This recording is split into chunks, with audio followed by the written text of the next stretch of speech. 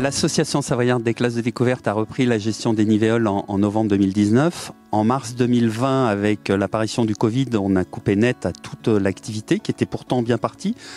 On avait un prévisionnel de 12 000 nuitées sur l'année, ce qui était plutôt pas mal pour une reprise. C'est vrai que depuis le Covid, on est dans une période de latence. On attend cette reprise, on prépare, on s'active, mais on a très peu d'accueil. On a dû faire environ 1 millier de nuitées en un an depuis mars 2020.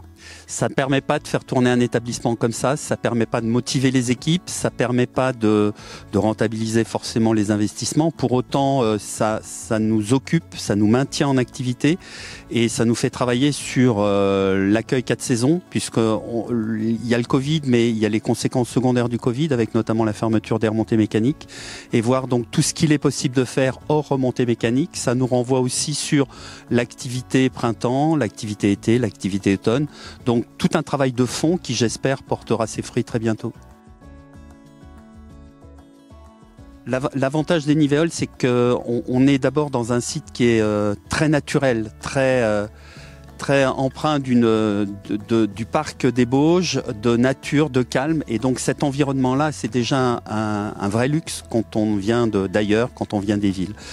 Le deuxième atout, qui est un atout à la fois culturel et sportif, ce sont les annexes, c'est-à-dire les bâtiments qui nous sont laissés en gestion, avec une salle de spectacle magnifique qui a été entièrement refaite, numérisée, avec 150 places assises et toute une activité pour recevoir du théâtre, du spectacle vivant, du théâtre, de la danse et même des projections cinématographiques. Des salles qui ont été entièrement équipées en termes de numérique. Une piscine qui va devenir bain nordique, donc, et va pouvoir accueillir du public toute l'année. Donc des supports d'activité très importants qui permettent à la fois de travailler sur la continuité, on aura possibilité de remplir toute l'année, et en même temps de travailler sur différents publics, le public scolaire, le public colo, le public famille, et puis les 3 types de publics particuliers sur la salle de l'Europe, le séminaire, la résidence artistique et le spectacle vivant. On dit souvent qu'il faut savoir d'où on vient pour savoir où on va. Là, on essaye surtout de savoir où on va aller. Et on se nourrit quand même de cette pandémie qui forcément nous pousse dans nos retranchements sur trouver d'autres idées, une innovation de produits et d'accueil touristique. On va investir à peu près 1,6 million sur tout ce qui est rénovation thermique du bâtiment, y compris rénovation thermique de la piscine. Sachant que dans la même foulée, on change notre bain qui est un bain extérieur actuellement, utilisable, je dirais aujourd'hui, du 15 juin au 1er septembre, pour faire un bain nordique, chauffé, utilisé toute l'année. Donc pour les scolaires, mai, juin, septembre. Pour le public traditionnel, je dirais juillet-août.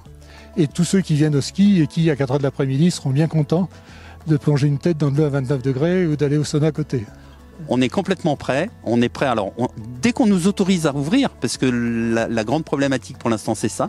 Dès que les contraintes sanitaires sont acceptables pour accueillir dans de meilleures conditions, on sera prêt à ouvrir. On aura des propositions très intéressantes en termes d'accueil famille, d'accueil public jeune et des atouts à revendre au niveau des haillons.